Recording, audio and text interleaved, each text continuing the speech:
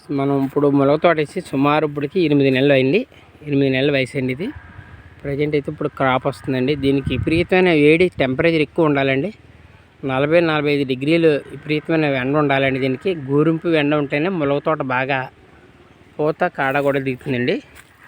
Water కూడా తక్కువ వాటర్తో పండే పంట ఏదంటే మొలకేనండి. ఇది PK1 వెరైటీ అండి. ఇది ఇప్పుడే చూడండి ఫ్రెండ్స్, కాళ్ళు కూడా వస్తున్నాయి. మనకు ప్రతి శుక్రవారం సెలవు కాబట్టి సెలవు దినంలో మనం ఈ వ్యవసాయం సుమారు నేను 6 ఎకరం వేసాను ఫ్రెండ్స్. ఆకు కూడా చూసారు ఫ్రెండ్స్, పూత కూడా ఫుల్గా దిగింది.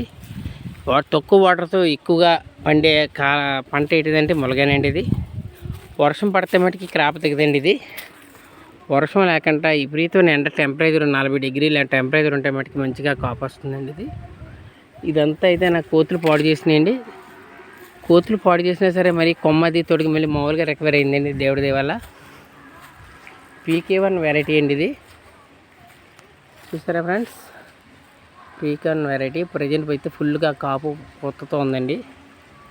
నా అదృష్టం ఏంటంటే ఈ సంవత్సరం ముహూర్తాలు లేవండి. మే నెలలో అయితే బాగా వస్తుందనే ఉద్దేశంతో 60 సెంట్లు మునగతోట వేసానండి. సుమారు 620 మొక్కలు వేసానండి.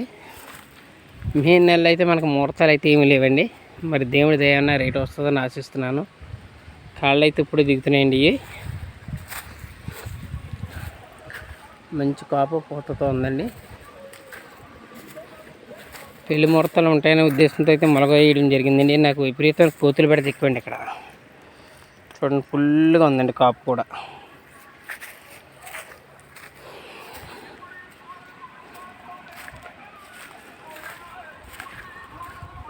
చూసారండి, కాళ్ళ తీగల్లా దిగేసినాయండి. ప్రతి మొక్క కూడా మనం ఇలా కొమ్మ కత్తిరింపు అనేది చేయాలండి.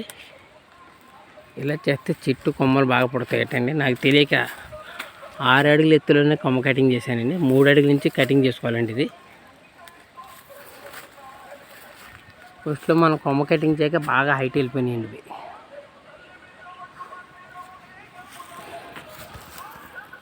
చూసారా ఫ్రెండ్స్, మన ప్రతి రైతుతోనే కూడా అనుసంధానంగా తిరుగుతామండి. మనం అగ్రికల్చర్ స్పేర్స్ అయ్యి రిపేర్ చేస్తామండి. ఫ్యాన్లు, మిక్సీలు, మోటార్స్, ఛార్జింగ్ స్పేర్లు, జనరేటర్ స్పేర్లు అయ్యి రిపేర్ చేస్తుంటామండి. ప్రతి రైతుని ఇప్పుడు మనకు అనుసరిస్తుంది కాబట్టి ప్రతి రైతుని కూడా మనం కలిసి వాళ్ళ యొక్క సాధక బాధలు మనం తెలుసుకున్నప్పుడు